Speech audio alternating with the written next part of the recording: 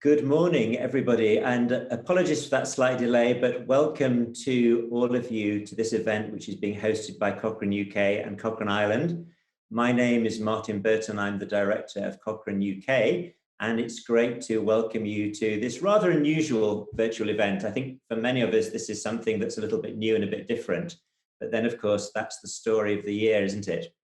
So the theme of this event is navigating evidence and uncertainty, and we've of course chosen that because of the situation in the last year, a year of uncertainty, unlike anything of course we've known before.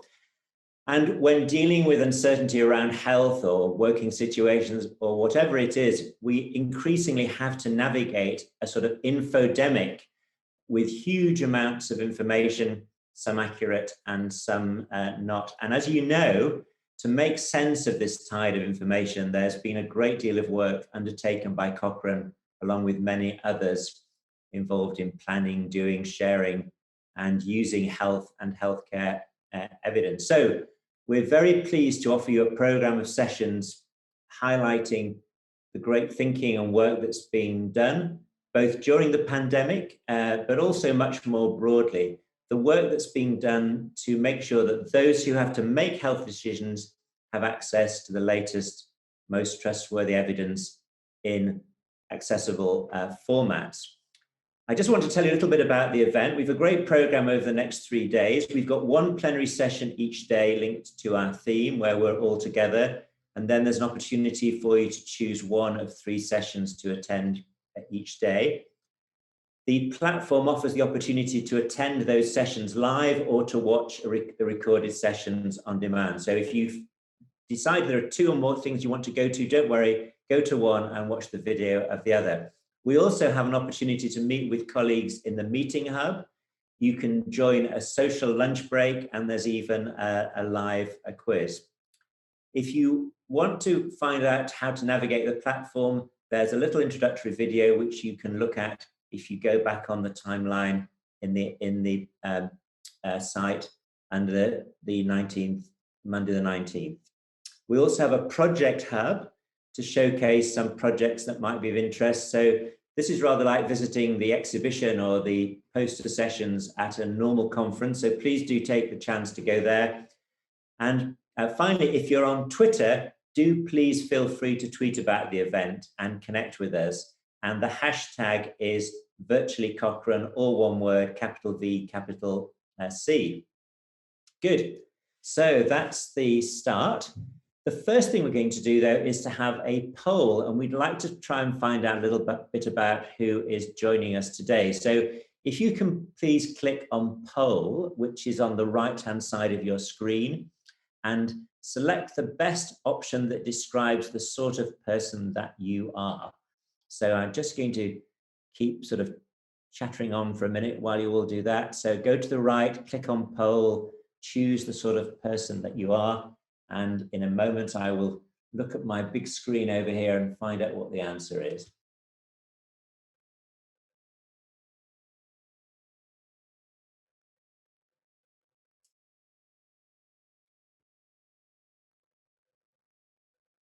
Good. So we have about a third of you, 37% are researchers, a few academics, about 13% healthcare professionals, and about another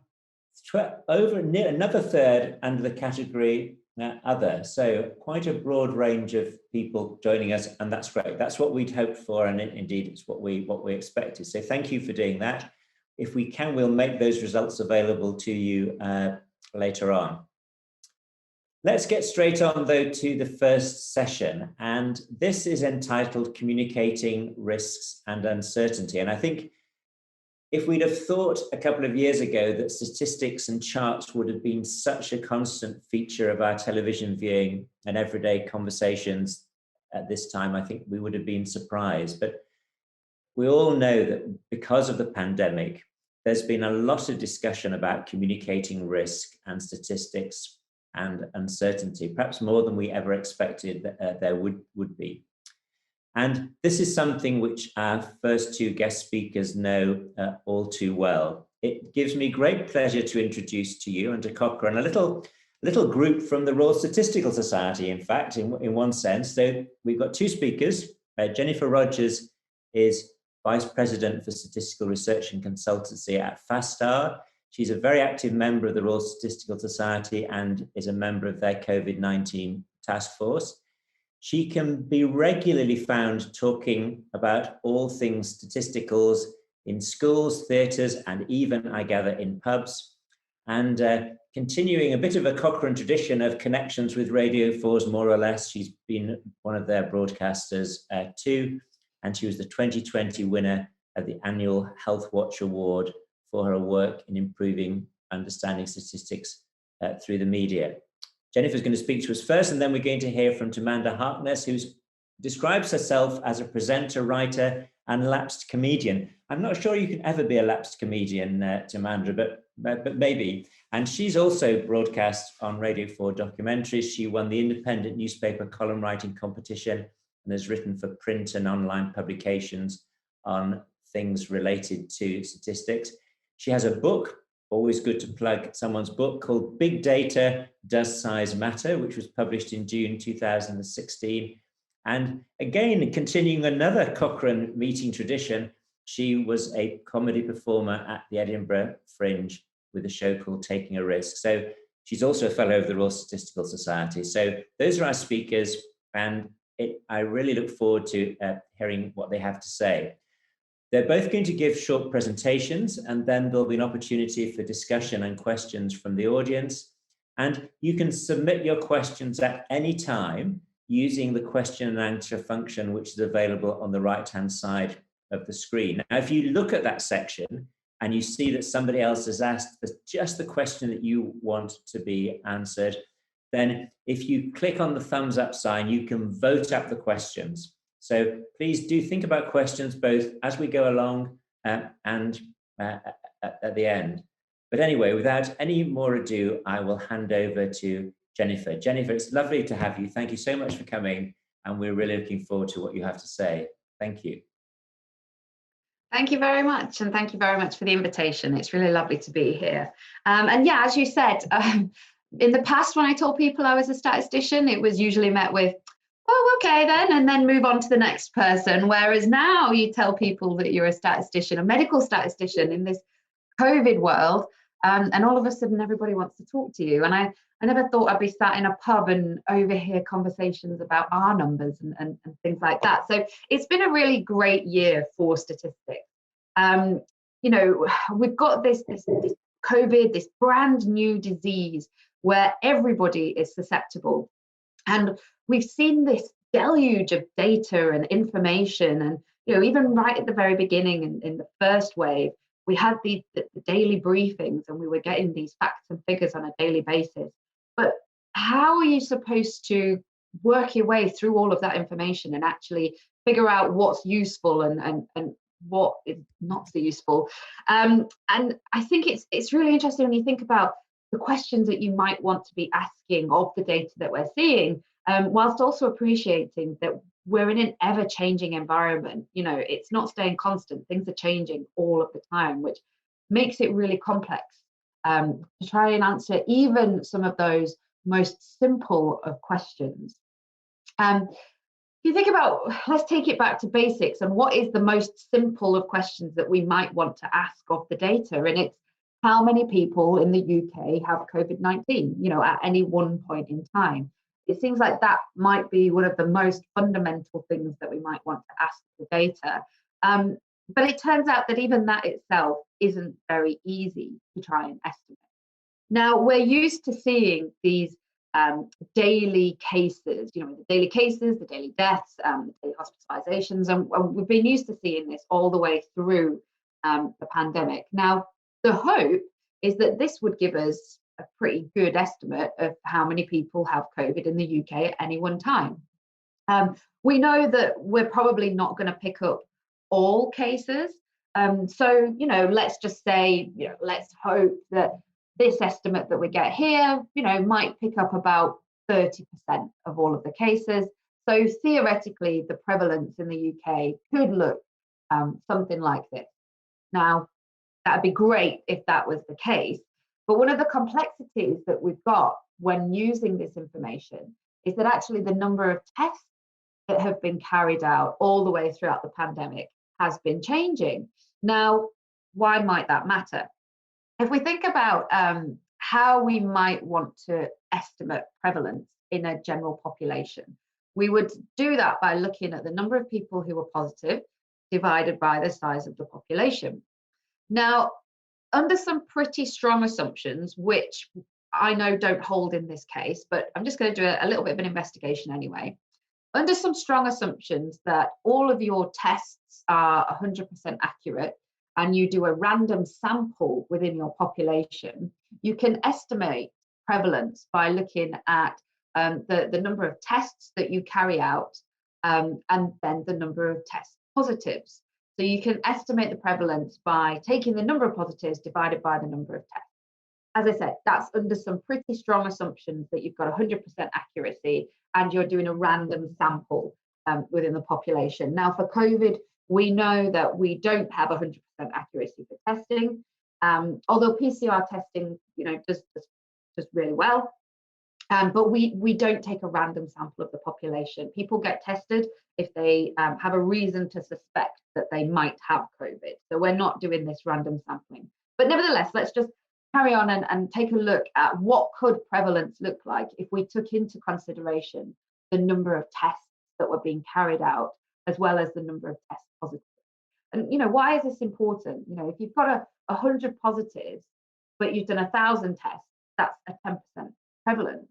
Whereas if you've got, again, 100 positives, but you've done 10,000 tests, then you would estimate your prevalence in the population to be 1%. So very, very different estimates of prevalence, even though we've got the same number of case positives from testing. So what we can do is we can look at the number of tests that were carried out, and we can look at the number of positive tests, and we can do that division, and we can get an estimate then of what could the prevalence look like. And this is what you get. And you see that we had this, big curve, big number right at the very beginning in the first wave, and that the second waves maybe weren't as high as the first one. Now, I'm not saying that I think that that's exactly what happened. I just think it gives us an interesting insight as to how different the relationship could be between the number of cases that we see reported and the actual true underlying prevalence in the UK. But what I think is particularly of note is, remember in the first lockdown, you can see that there's that flat peak. It was flat for a very long time, and we've been in lockdown for a lot of this, and it just didn't seem to be coming down the curve. But at that time, we were actually increasing our testing quite dramatically. And looking at this prevalence curve down below, it does suggest that actually we were coming out of the first wave much quicker than the reported number of cases were suggesting. So you've got the number of tests have been changing throughout. But another added complication is that actually the type of testing and who we've been testing has also been changing throughout. So we've got 3 different types of tests that are done. So we've got pillar 1, pillar 2, and then pillar 4. Now, pillar 1 is this orange line that you can see here at the bottom. That's the testing that's done in hospitals. And right at the very beginning of the pandemic, it was typically people who were being admitted into hospital. So it was people who were very sick and people who were highly likely to have COVID. As time's gone on, though, it switched a little bit from being those people who have been admitted into hospital because they've probably been tested before they get to hospital now. And it's actually regular testing of healthcare workers. So there you switch from a demographic which are highly likely to be positive to one where you're not so likely to have as many true positives. Your pillar 2 testing is then in the wider population. You can see right at the very beginning, we weren't really testing the wider population. We were only testing people who got admitted into hospital. But then that's the one that's really been increasing, and that's the one that's really been ramping up over time. These are individuals who suspect they may have COVID, they're presenting with some symptoms, but we will have some some people in there who don't actually have COVID. I presented with a fever a few weeks ago and was told I had to get a COVID test, and turned out I was negative. I just had a fever. So, you're going to have people in here who don't have COVID. But it gets even more complicated because actually test and trace came in at the end of May. And so people were being targeted a little bit more. People were being told, you might have COVID. And if you've been told you've been in contact with someone who had COVID and then presented with a bit of sore throat, you may think, oh, I must get a test. Whereas previously, if you had a bit of a sore throat, you might think, oh, it's just my hay fever or something like that. So I think it switches the mindset in individuals a little bit if they're told, there's a chance that you might have COVID. We've also then got Pillar 4, which is it's the ONS infection survey. So it's a survey that gets done where they do randomly sample individuals and they're trying to get an estimate of what the prevalence can be. But you can see that actually they don't do too many of those tests. So the total number of Pillar 4 tests is actually the difference between the Pillar 2 and the Pillar 4. So there's not that many of those. Now, if we think about other things that might affect people getting tested, at the beginning of September, the schools went back, and there was an awful lot of, just ad hoc information about people, having a cold or something like that, and being told that they had to get a COVID test before they'd be allowed to go back to school. We all of a sudden had this increase in the number of tests being carried out. If I zoomed in a little bit more, you would have seen relatively there was quite a big increase. But a lot of these were actually false, probably not going to be positive tests. We had a lot of people who, were presenting with sort of freshers flu at university or things like that, and being told that they had to get COVID tests. So all of a sudden you've got all of these people wanting to take tests, and a lot of them won't necessarily have COVID. And we only have a certain capacity as to how many people we can test. And, they were really being pushed to the limit to their capacity, and potentially all these people taking tests, all these children, all these students taking tests could have been taken away from people who actually were more likely to be positive. So I think it gets quite complicated when you think about how many tests are available, how many tests are being done, and what are the demographics of people taking the tests.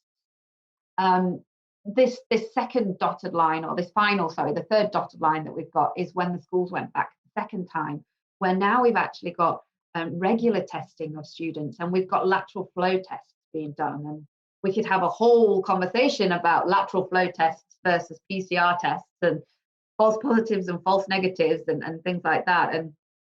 But we've seen again this massive increase in the number of tests being done, and tests that aren't necessarily as accurate as PCR tests. So it's not just the number of tests that are being done, it's who's being tested, the type of tests that are being done, what is the testing capacity, which you can see at times has reached its limits. This is the PCR testing capacity, which is why you see it goes massively over at the end, and you get an idea as to how many lateral flow tests are being done. But capacity has been tested at times. So really trying to use this information just to estimate what is the prevalence in the UK is really, really difficult.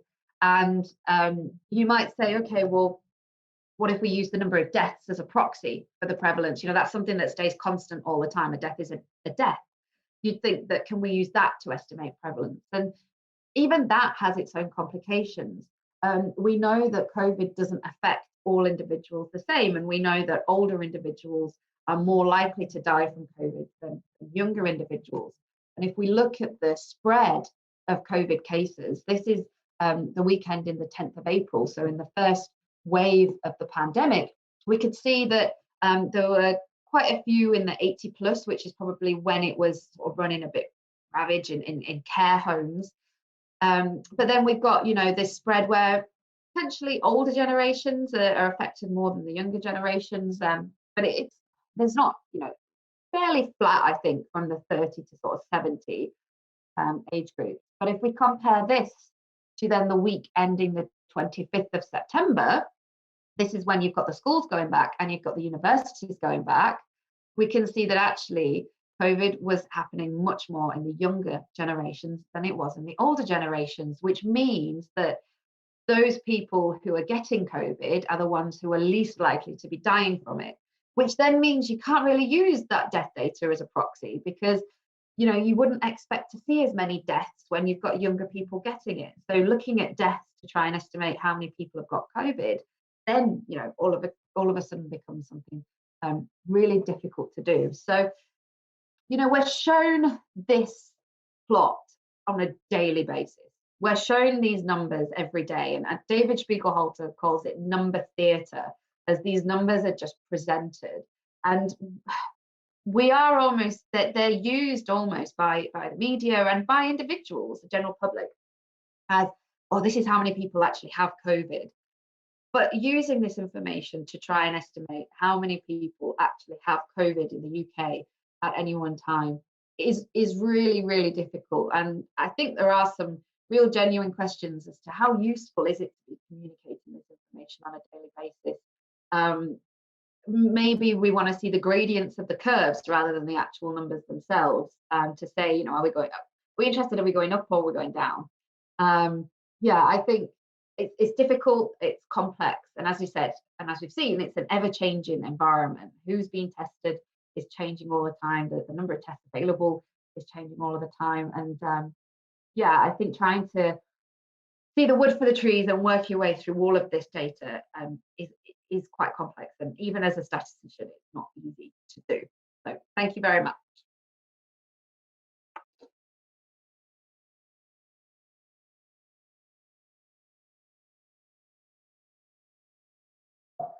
Thanks very much indeed, Jennifer. That was a great start, and certainly lots to think about, which we can perhaps come back to. Let's move on to Mandra. Over to you. We're interested too in hearing on your take on this important topic. Thank you. Thanks, Martin. Hello, everyone. This is a really hard act to follow. I mean, basically, Jen is a professor of statistics and knows everything, whereas I'm, as a journalist, essentially a professional ignoramus. It's my job to come in knowing pretty much what any member of the public would know and just ask the right questions. But that's the approach I'm going to take this morning. Basically, I'm going to, having heard about the difficulties for statisticians of knowing things from the figures, I'm going to talk about the difficulties both for the media in presenting things, but also, if you like, for the public in interpreting and making sense of things. You've probably been to, and I've certainly both been to and spoken at, a lot of presentations that talk about how terrible the media are at handling numbers and the ridiculous mistakes that people made. One of my favorite examples is what, as a motorcyclist especially, 1/3 of bikers killed on Kent roads.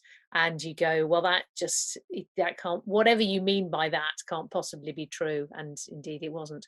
But I'm actually going to take a slightly more positive angle on this, because I think one thing that has happened over the last terrible year is that for those of us who have been trying for a long time to get people more interested in using numbers to understand the world, and by understanding the world, be able to do something about it, that interest in understanding the world has really taken off. And I don't know how many of you remember a television series called Silent Witness.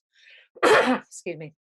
In the I guess it must have been the 90s, certainly a long time ago, and it was a very glamorous pathologist. And what happened as a result of this was an absolute upsurge in young people wanting to study forensic science, because you had this pathologist solving crimes by mostly examining the bodies and basically being a forensic scientist. And now, of course, we have all the CSI left, right and centre television programs. It's a very glamorous thing. And so somebody commented at the time, it's a Guardian journalist, wrote about this upsurge in forensic science degree courses and said, problem is there aren't actually that many jobs for forensic scientists. Some of them are going to have to retrain as serial killers to not be out of work. So I am obviously what actually happened was a lot of universities went, what we'll do is we'll repackage a lot of our general science courses and bung in a module on forensic science and make it a new degree, and all these kids will come and study science, which they did, which was great.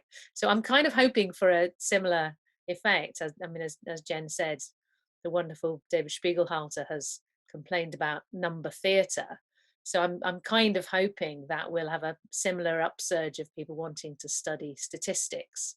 And I've extrapolated wildly from the number of statistics degree courses, and hoping that by 2039 there will be over 6,500 statistics degree courses. And I'm not sure what statisticians retrain as when all the jobs are filled. Perhaps Jane can give us some ideas. Now, obviously, there have been very bad presentations of numbers, and I'm going to show you a couple of particularly terrible ones, I think, by people who should have known better. First one is the notorious reuse of winter scenarios graphs back in the in the October press conference, when the government said, oh, we're going to have another lockdown. Sorry about this, because look at these terrifying curves. And to do them credit, most of the statisticians and modelers involved stepped up and pointed out, it does say here, these are scenarios, not predictions or forecasts. And in fact, some of the people who'd built the models from which the curves were taken said, look, by the time you used this graph, we had already revised this downwards. You are just bringing numbers into disrepute here. I remember, in fact, David Spiegelhalter complaining bitterly, saying, people are not going to trust the numbers that the government shows them at press conferences if you just throw numbers in like this. And yet you could perfectly well make the case with the reliable numbers and things we do know, that we need to tighten up restrictions. You don't need to actually frighten the public with spurious graphs. And I think also the Common Science and Technology Committee took to task Chris Whitty and Professor Vallance over the way they used these slides in the press conference, and said, do you not think it was irresponsible to frighten people with these inaccurate graphs? So, which, I mean, in a sense, I think is positive, because it shows that people are starting to critically read numbers and statistics and graphs, and are no longer content to just sit there and go, a terrifying curve. That actually, there are a lot of people out there who will say, what does that actually say though? It says it's not a prediction. And where do these numbers come from? So overall, I think you could say that was positive. And this one I think is particularly terrible because it comes from a scientific publication in America. Now, have a little glance at this, researchers, and indeed anyone who works with graphs. As a first glance of this, which age group would you say was second most at risk of being hospitalized and indeed being in ICU? Hospitalization is the pale bar. Well, you would look at that and say it's 20 to 44-year-olds, wouldn't you? But then you look a bit more carefully and go, oh no, hang on, this is actually numbers, this isn't rates. And actually the age groups are different sizes, because 20 to 44 is a much bigger population than the next bar up, which is 45 to 54. In fact, it's about twice as big. So this is quite a misleading way of presenting information, isn't it? I mean, it looks like a histogram. It's actually a bar chart. So there have been bad examples, but I'm going to mainly look at some good examples, because I think it's an indication of how a sustained interest in numbers, when numbers become literally a life or death situation, as well as affecting policy that affects all of us, then we can actually up our game. And by we, I mean everybody from people who read the news, people who write the news, statisticians who present the figures. So, for example, in The Sun, I know it's very fashionable to poke fun at tabloids and red top newspapers, but in fact, when they put their minds to it, you get some really good science coverage in papers like The Sun and the Mail, which is good, because obviously they're read by a lot of people, and people who want to get good science coverage in a very short, easy to read form that they may be reading on a break from work or on the tube or something. So The Sun has a lovely headline. This is a slightly different version because I had to get it from online, but I think it was more dramatic when they did it on the newspaper, the blood clot risk from the AstraZeneca vaccine. And You might have expected them to go for a big scary number and say so many people have died, the anecdotal figure, so many people have died from this rare blood clot caused by the vaccine. But no, they actually put it in perspective. They say this is the blood clot risk, Brits urge to keep getting jabbed. And there was a lot of coverage like this again in the Sun. They did a very good job of comparing risks. So you are almost as likely to be killed by a cow, which is 1 in 300,000. I hope this doesn't spark off a series of hate crimes against cows, but very, very well put in perspective. Not lying, saying it may cause blood clots in a tiny number of people, but the benefits far outweigh the risk. You're far more likely to die in a car crash than from a blood clot. This is another one from the same piece, benefits and harms. So again, actually weighing up saying, well, this is your risk from getting it, but this is the kind of risk that it will reduce if you get it. And really well broken down in age groups, because as Jen was saying, you know, we all know that the older you get, the more serious a risk COVID is, which is why the vaccinations are being done in that order. So really, really well weighed up. And I think a year ago, we'd have been surprised to see this kind of detailed analysis of relative risks and potential harms in the Sun or any other newspaper, to be honest. I mean, I really don't think I would single it out. And some of you might have recognized this, of course. This comes from the Winton Centre, always doing excellent work. I am a one-woman Spiegelhalter fan club, but I don't think I'm alone in that. And they did this great breakdown, which factored in not only your age and your risk of COVID from your age, but also your chance of catching COVID, so low, medium, or high exposure risk. Oh, I see I've put together this slide with only 2 lows and a medium. There you go. Never let me do my own PowerPoint, clearly. Anyway, so they factored in your chance of catching COVID and your risk from COVID, which again is, and a lot of news outlets did use these graphs, probably rather better than me. So I didn't realize I'd duplicated. And again, I think this kind of quite sophisticated weighing up of different risk factors and weighing of benefits against harms is something we'd have been pleasantly surprised to see even a year ago when, as Martin mentioned, I took a show to Edinburgh about risk, which was partly about maths, partly about psychology, partly about our cultural attitudes to risk. And one of the reasons I did it was that I felt we had really lost the ability to have rational conversations about risk, which didn't by any means go away with COVID. I mean, in some ways, I think the way we responded as a country, as a government and so on, reflected that rather unsophisticated attitude to weighing up risk and taking risks and dealing with uncertainty. But I think we are clearly improving. This is again really good coverage from the BBC, which compares different 1 in a million risks, or micromorts, as some of you might know them. Traveling 250 miles in a car also carries a 1 in a million chance of dying in an accident. And yet, how many, anyone remember traveling 250 miles in a car? Oh, nostalgia time, eh? And again, other things that are equally likely or more likely. Being hit by lightning this year is my particular favourite.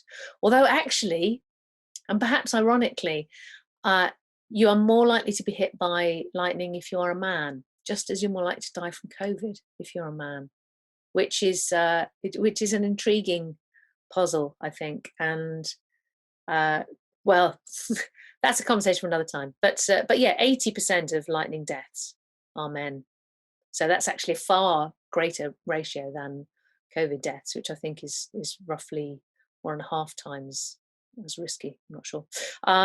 So yeah, so some really good coverage, both using actual figures and making it very tangible to people, comparing it to risks that we already intuitively think about, like dying in a road accident.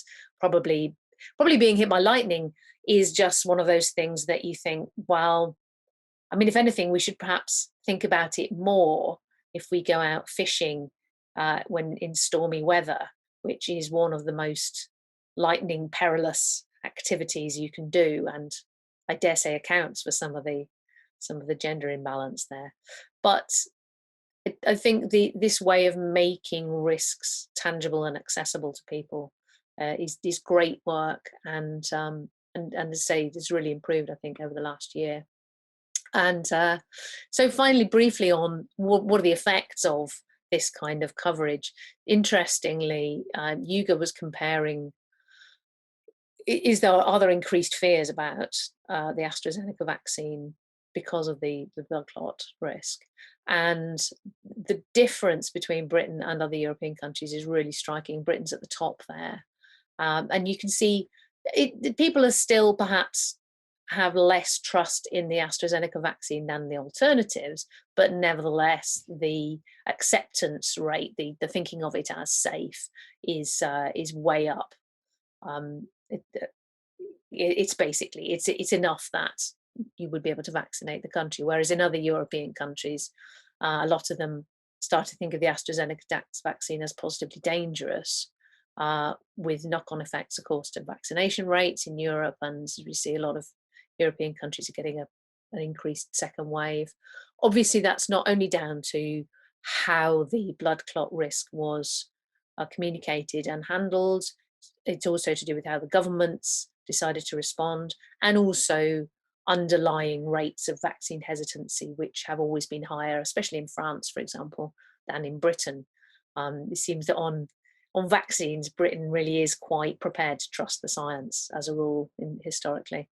But nevertheless, you can't help feeling that the way risks are communicated must have some effect.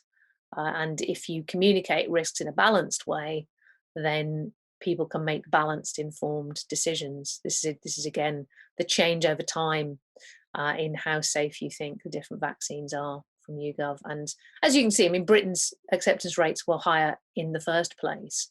But if you compare, for example, with Italy and Spain, where they started off at comparable levels to us and confidence has really plunged, then you have to ask yourself what are the effects been on how governments and regulators have responded to what, compared to the contraceptive pill, for example, is a really tiny risk.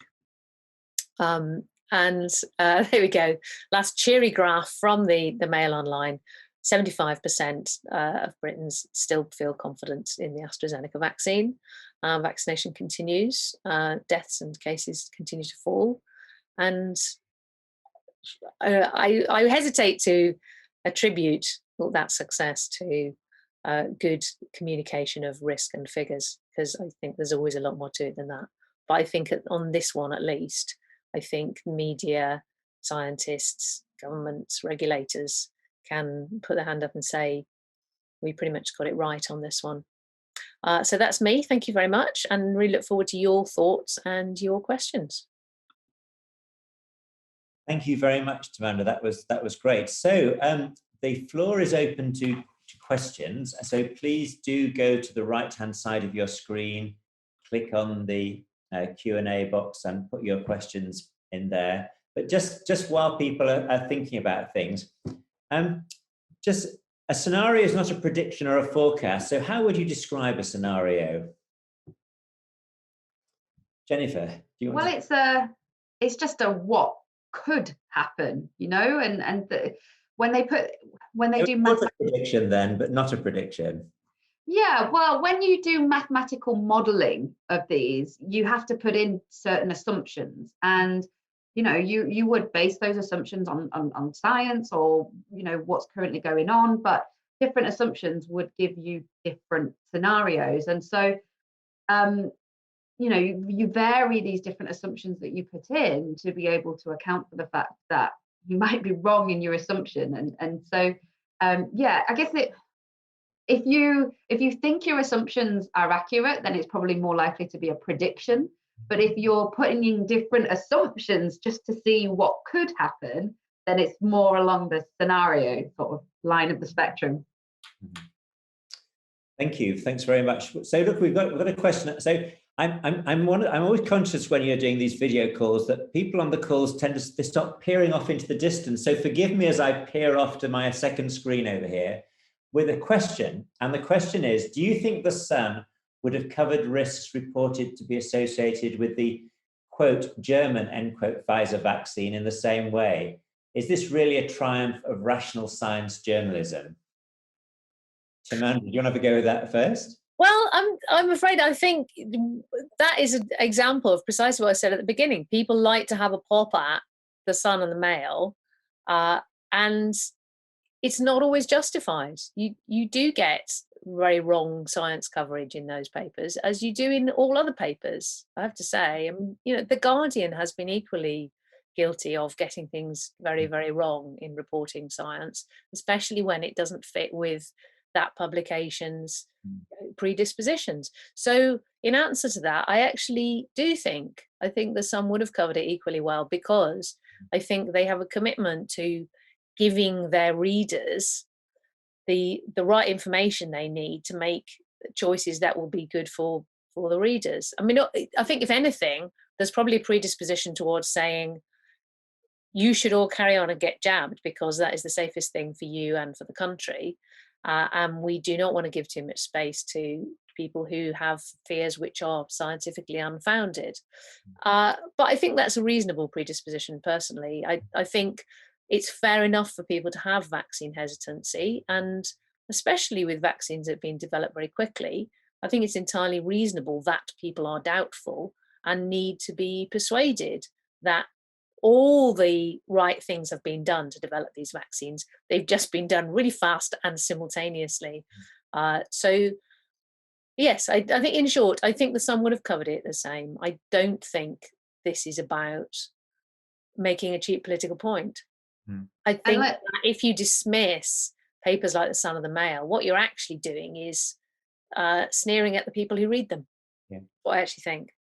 And there were side effects of the Pfizer-BioNTech vaccine right at the very beginning. There was the anaphylactic side effects, and they updated their guidance to say if you had serious allergic reactions, then you shouldn't take it. And I think that that really scared me, because it was quite early on in the vaccine program, and I think it would have been really easy for the newspapers to say, oh, that's it, everyone be scared, they don't work, and look at all these side effects. But I do think that as well was handled quite appropriately and wasn't sensationalized. So yeah, I mean, Pfizer-BioNTech have had their own little side effect problem as well. Thank you. Now, I have to say, this question and answering system is really jolly good. I can see people voting up and get asked. The next question, the one with the next highest number of likes, is what are your views or experiences on how to engage with public audiences on Twitter, social media, about this type of stuff? It gets incredibly exhausting to try and engage, but I feel we have a duty as researchers, academics, to step up and try and combat misinformation. And that's from my colleague Elaine Toomey. So Jen, do you want to have a go at that one first? Yeah, I mean, I do think that we have a duty. I do feel like it is almost like a second full-time job at times. The COVID-19 task force at the RSS has been, I think, doing a really good job of trying to stop misinformation and trying to, publicly say this is what we expect of the data, or say when they think things haven't been done as well. There's a lot of very, very intelligent statisticians on there who have been doing this sort of thing a lot longer than I have. Myself, within my company, we've got a blog series going, and I try and write blogs and try and put them out there about the things that I know about, which is clinical trials. So I did quite a lot about the vaccines, trying to go through all the press releases that were coming out and try and look at the numbers in a little bit more detail and try and educate people as to what was going on and what should we learn from it, and try and talk them through the whole vaccine process. So yeah, I mean, I think a lot of people are trying their best to communicate as well as they can and to try and help people work their way through everything that they're seeing. But it's a big job, because there's a lot of data out there and a lot of statistics being put out in all different fields. You know, as this has gone on, it started out, it was just, you know, sort of cases and deaths, but now it's, you know, testing, it's types of testing, it's vaccines, it's the clinical trial process of the vaccines, it's safety boards for vaccines, the regulatory process, and then the follow-on of vaccines. So I think that there's a lot of topics out there that people are trying to help people understand, and yeah, I think there's just a lot of people trying to do their best, really. And to just think about the danger, of course, is that people sometimes have a bad experience of social media. They step in with great intentions to try and help, and then they're in some way attacked, or they feel like they're being attacked. Do you have experience of this, and what's your thoughts on using academics and researchers trying to step in to help out when things seem to be going wrong, if you like, on a social media message?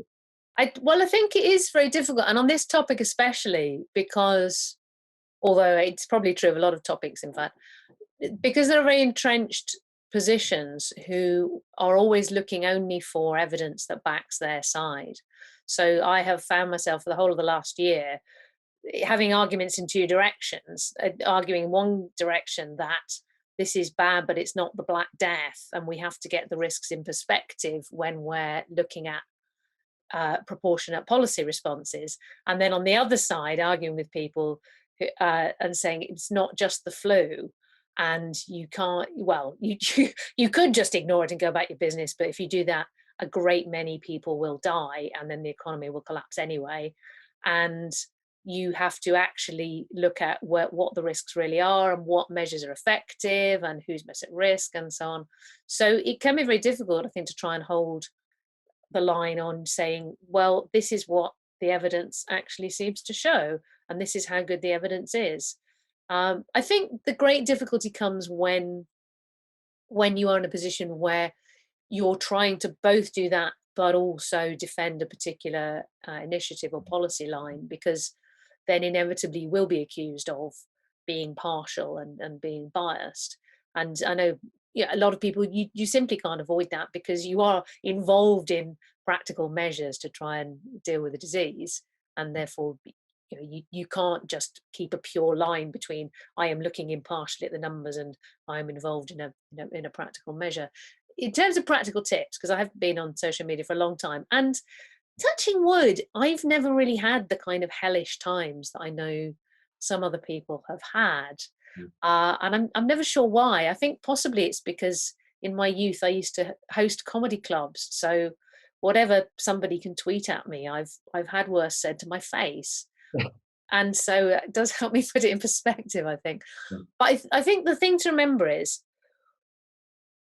for every person who tweets or something at you or whatever, you need to look at them and go, okay, well, what do I gain from engaging with this person? Are they somebody who, if I respond to them in a human and friendly manner, even if they've been really, really rude, are they going to soften a bit and maybe come around a bit and become slightly more reasonable? And even if I don't convince them, maybe other people who are observing this exchange might go, oh, look, actually that person is reasonable, and they've not responded angrily, and so I am going to give some time to what they say.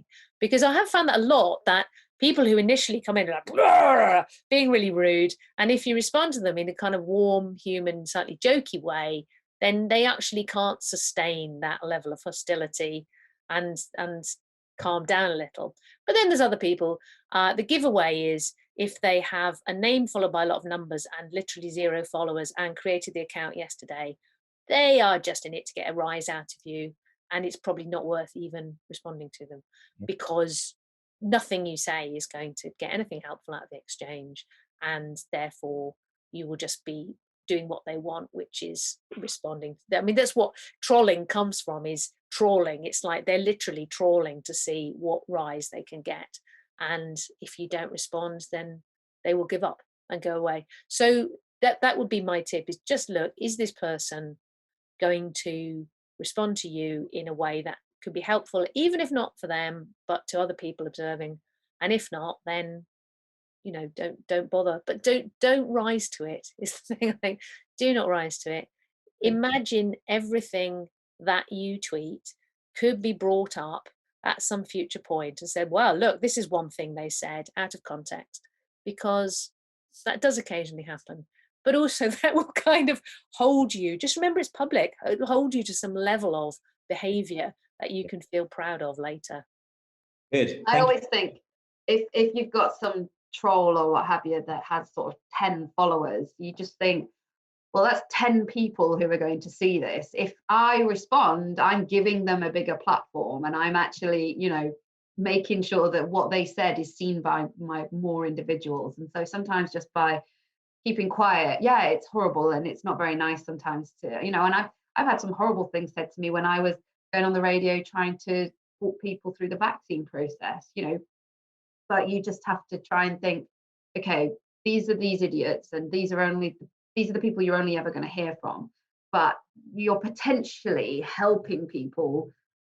You know, if I could convince one person who's on the fence about taking the vaccine that actually it is safe and it is effective, then that's a job well done for me. And it will come with all these idiots as well at some point, and you have to just have a thick skin, which I don't have, and I am trying my best to get better at. Thank you for that. I mean, let's if we just broaden the communication question out a little bit. Another question, which I think comes from the knowledge that researchers are researchers and professional communicators are professional communicators, and yet we all have to communicate the message. The question is, what can we as researchers do to help ensure science is communicated more accurately in the media? This is like the sort of the $64,000 question, isn't it? And it's where people like you come in. But if you could give people that are listening to this some sort of top tip, just one or two top tips for how they could make sure the things that they could do that their science was accurately communicated, what would it be? Who wants to go? Shall I start as well? I think, I mean, remember, most people in the media do want to get the story right, because they don't look good if they get something wrong. And in the age of social media, people will come back to tell them they were wrong. So they have a vested interest in getting it right. Now, they may also have their own idea of what the story is. I mean, there's a headline that's everywhere at the moment about babies dying of COVID in Brazil, which is not a new story. And in context, given the population of Brazil and so on, it's not, yeah, it shouldn't be as big a story as it is, but somebody's decided that's the story. So if somebody comes to you and goes, I'm doing a story on babies dying in Brazil, that's the headline they want. And if you say to them, I think this is being blown up, you probably just won't even be quoted. That's just the reality of it. But most people want to get the story right. They want to get it accurate. So remember that for most people, the things that are probably to you everyday language are unfamiliar, and even things that to you are basic, like percentages, can be confusing. A lot of people just had a really bad time with maths at school and like fell off the maths bus. The teacher drove on, left them behind, and so not only do they not understand it as well as they could, but they actually have a bit of a numbers, and their brain freezes.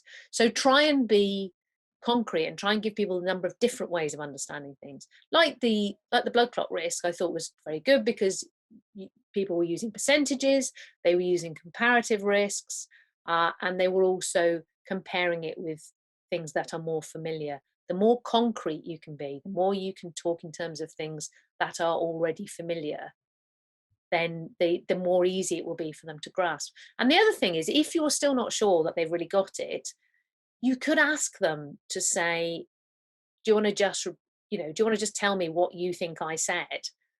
And then if they get it wrong, you say, no, sorry, I wasn't clear there. What I meant was, I know some people go, oh, well, they should send the whole piece back to me for checking before publication, but that doesn't happen. And there are good journalistic reasons why that doesn't happen. That's exceptionally rare.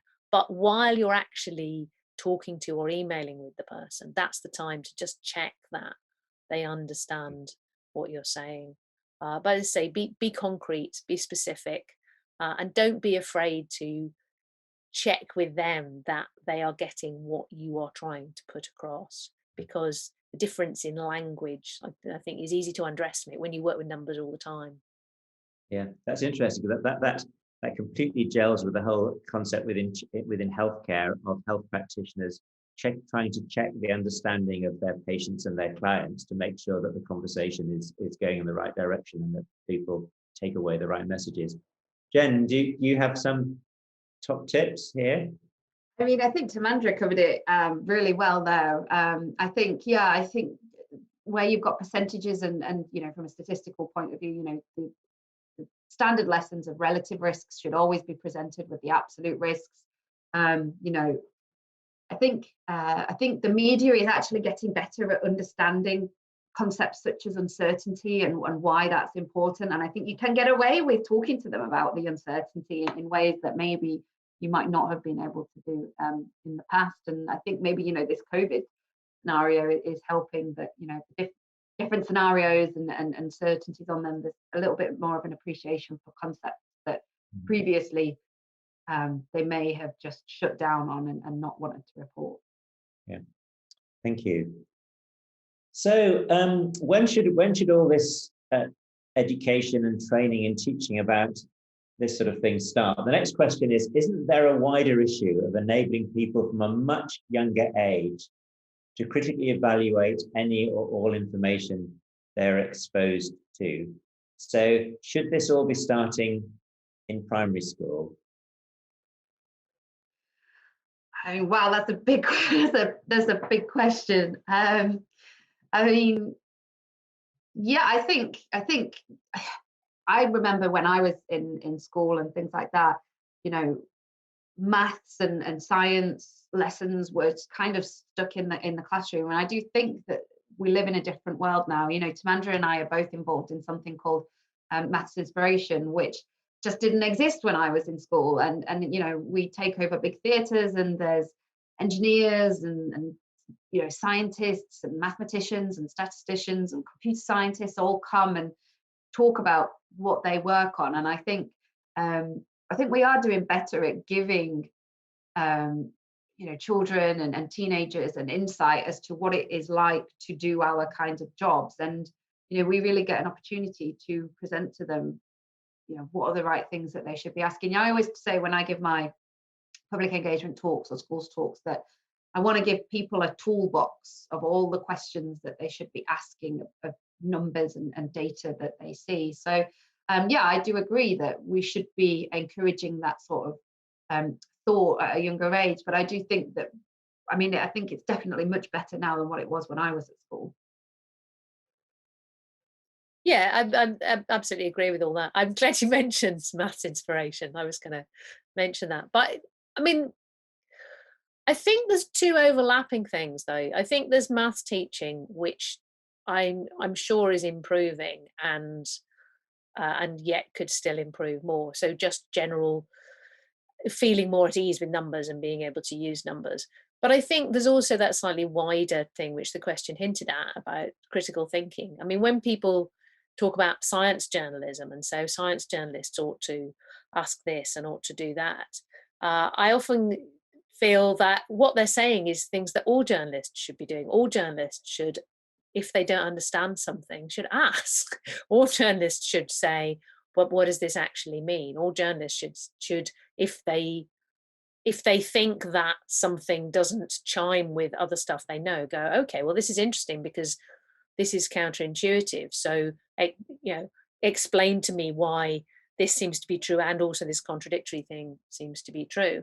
And so, arguably, there is a problem there with journalism, as paid for journalism decreases and journalists increasingly just have to recycle press releases. But I think, in a sense, when you hive off things like statistics and science as some kind of special thing, then you're almost encouraging people to be intimidated by it.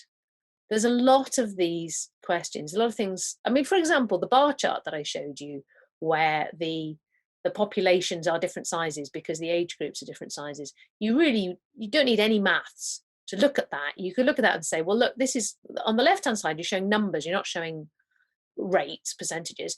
On the bottom, you have different size age groups. So clearly that's going to be different size groups of people. So how can I possibly compare these things? You don't actually need any maths for that. All you need is to not be scared to look at something and use your native wit and ask awkward questions. So in a way, I think we both need better maths and statistics education, but also a kind of demystifying and saying, yeah, look, some of this is really obscure and hard, but just because you don't understand it doesn't mean that you're stupid and you should shut up. It means that there are questions there to be asked, and you should ask those questions. And the fact that you don't know what our numbers mean or whatever doesn't mean you should be quiet. It means you should speak up and ask more questions. Thank you, thank you.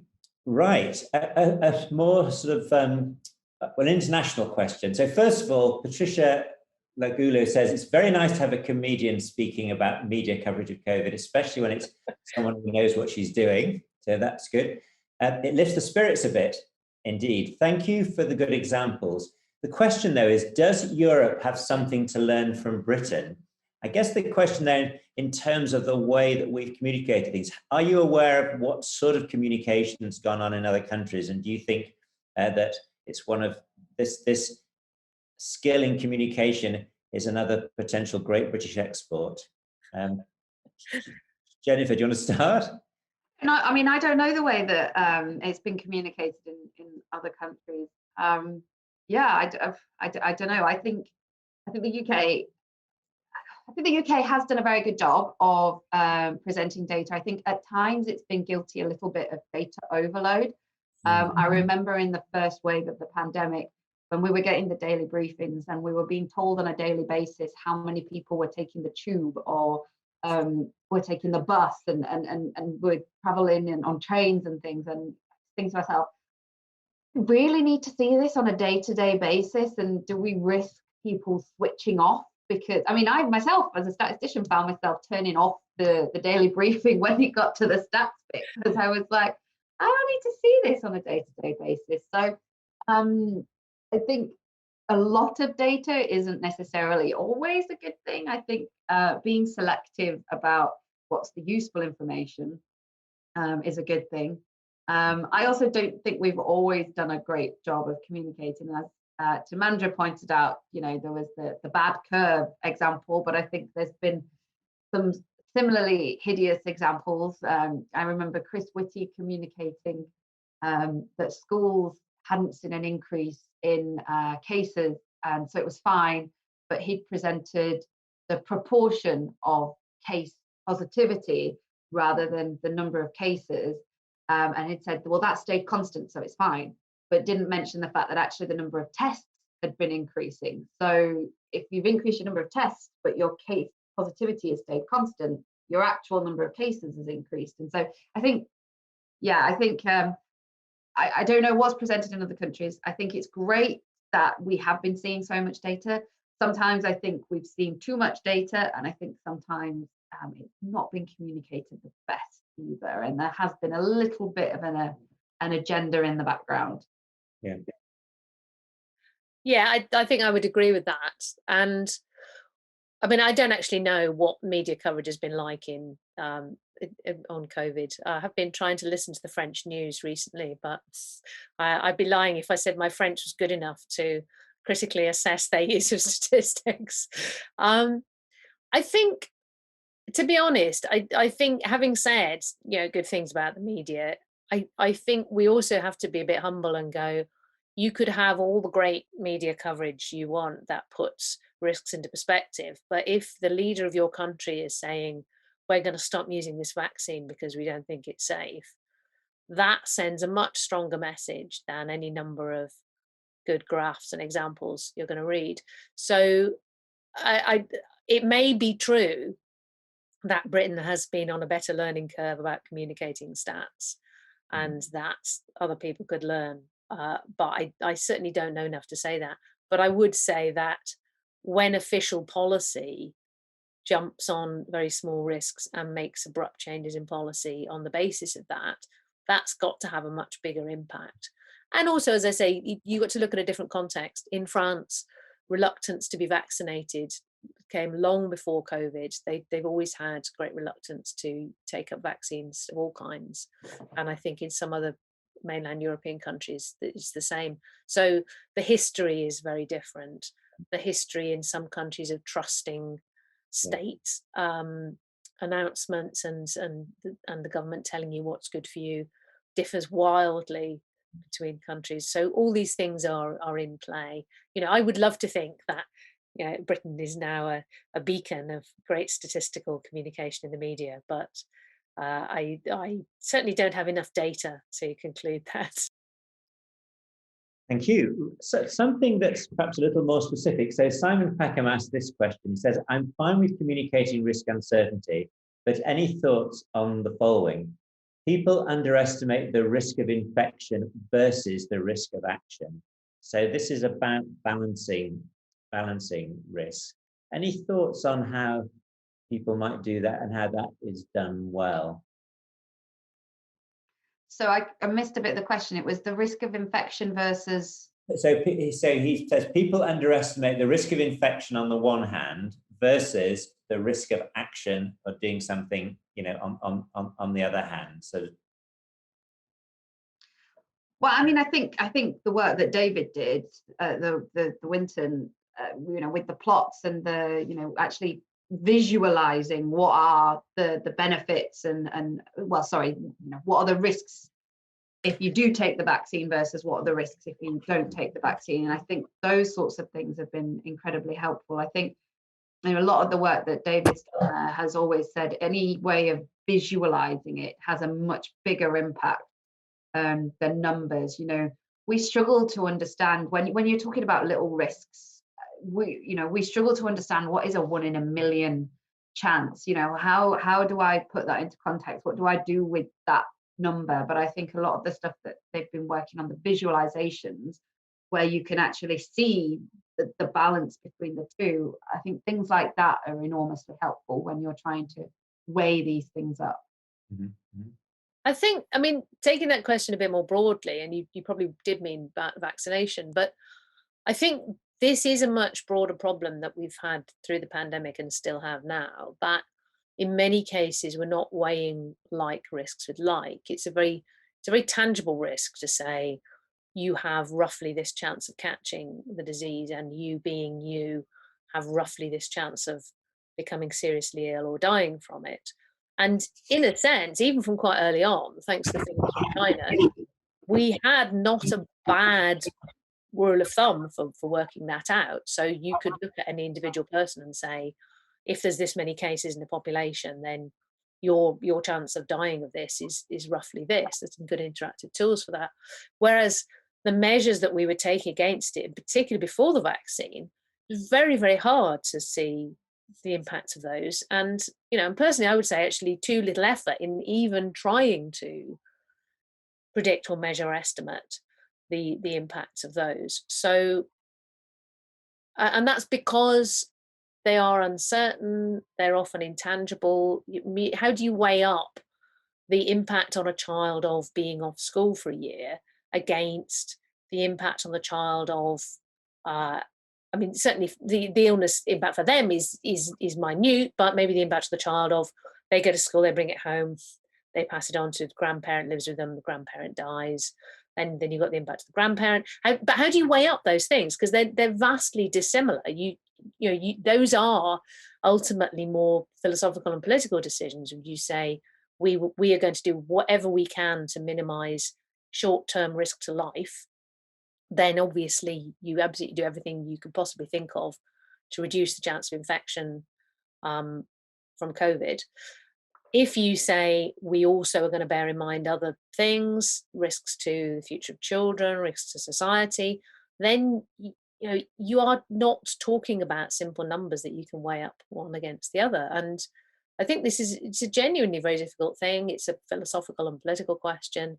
It's not something you can answer with maths. I mean, I know some people have tried to say we can make an estimate of the economic impact, of the long-term impact on life expectancy, if the economy contracts like this, if so many people are unemployed, and that's fair enough. But we know that those are incredibly loose and uncertain figures, whereas you can look very graphically at people in intensive care and dying now. So all these things, I mean, I think are a lesson for the future, and hopefully as the vaccine gets us out of this hole, then we will be able to sit and look back and go, well, okay, how are we going to handle these things in future? How do we value things that are not immediate short-term risk to life and limb? And is it even possible to measure them? And if not, then how can we possibly make judgments? Sorry to throw us into a deep philosophical hole there, but you've broadened it out. Just so I'm just going to pick up on one of the other questions, which sort of, in a sense, builds on what you said it towards the beginning of that. You talked about you being you, and this idea of this idea of for the individual, the idea of risk. So there's a question here that from Daksha Trivedi. Do you think BAME risks are communicated appropriately and in a way BAME groups can understand?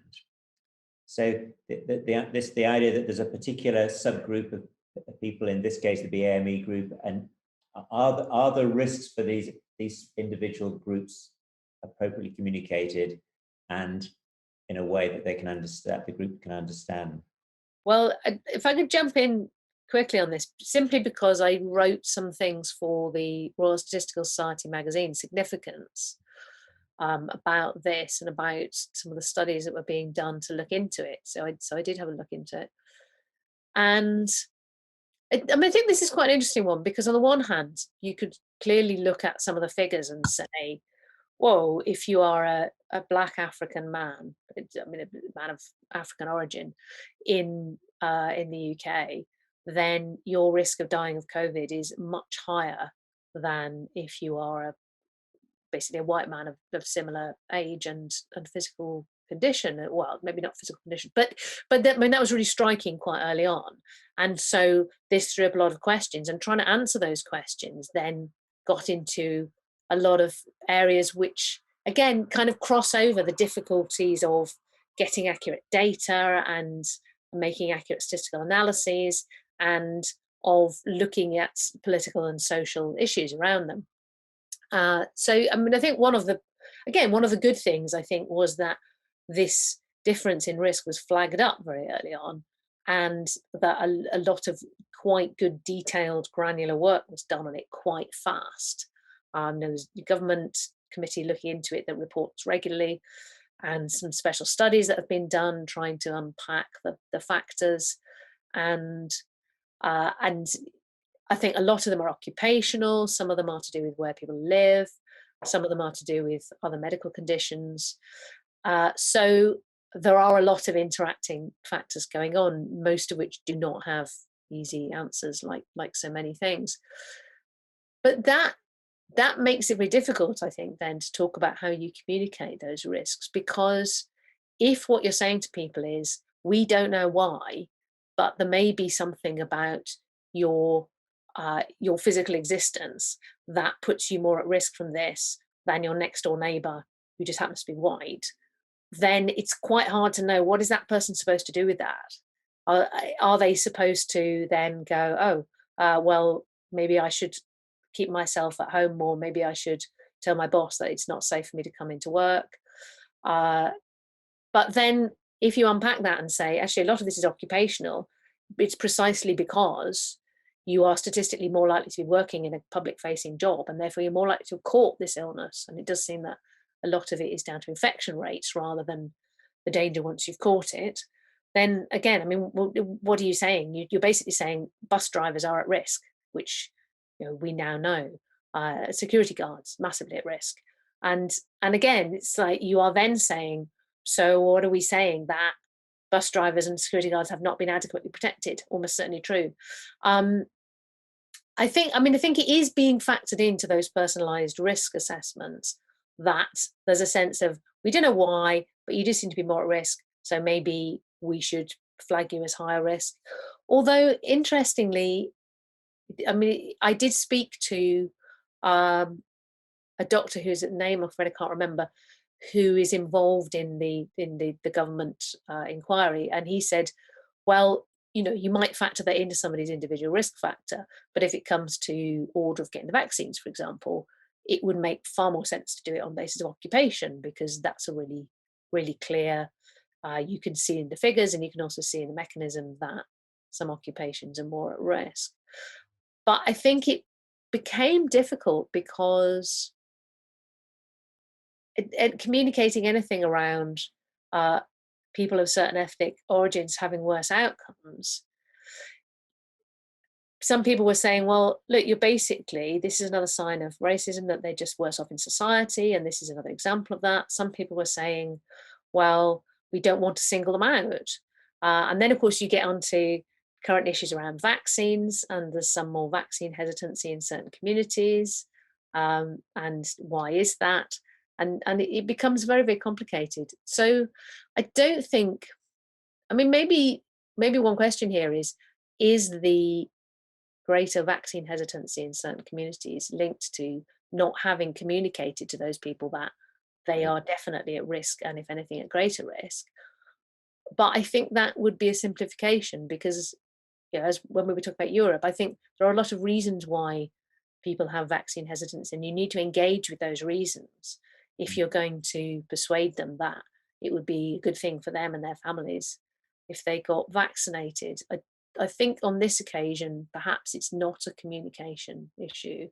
Perhaps it's a lot more complicated, basically. And some thoughts on that, or? Yeah, no, I think I just agree with everything Tamandra said. It's a very complicated issue, and there are lots of factors all at play and interacting with each other. And yeah, trying to put that across to individuals is not an easy task to do. So we can just one last question. I think it's one that's been loitering on the list here for quite a while, but I'm not sure whether you can have a go at answering it. The question is, what, if any, impact do you think Brexit has had on the UK being a vaccine outlier in Europe? I'm not sure there's a statistic. Sorry, I didn't hear the question. There was a glitch at the crucial moment. What, if any, impact do you think Brexit has had on the UK being a vaccine outlier in Europe? In other words, we've got a lot more people vaccinated than anywhere else. Is that thanks to Brexit, or because of Brexit, or entirely Brexit neutral, do you think? I think, but I may be wrong here, I think the fact that Britain was not part of the EU vaccine sourcing programme was possible because of Brexit, but I may be wrong. It may be completely unconnected. I know there was a point where Britain was offered the chance to be part of the EU vaccine sourcing programme and decided not to, which at the time was regarded by some people as crazy, and turns out to have been really the right thing to do in terms of efficiently getting hold of vaccines. So I suspect that, I mean, I think there's two factors here. One is having invested hard and early in a number of vaccine producers, and Britain decided that Britain was going to risk, if you like, a lot of money by investing in people who at that time were still developing vaccines. Nobody knew whether they were going to work. Britain decided to take the chance and put a lot of money into the research and development and manufacture of vaccines at a point when the EU didn't. And that put us ahead, obviously, in terms of supply. But as I say, I think there's also a lot of historical factors in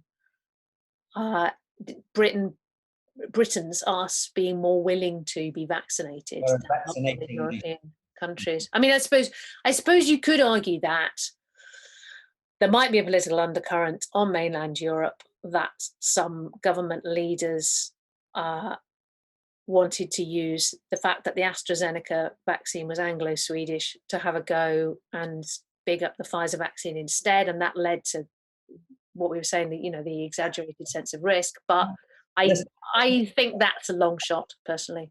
Good, thank you. So one very last question for you, Jennifer.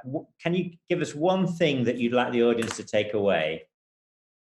I think it's just ask questions. Don't just take at face value everything that you're seeing. Ask questions, and don't be afraid to challenge what the experts are saying.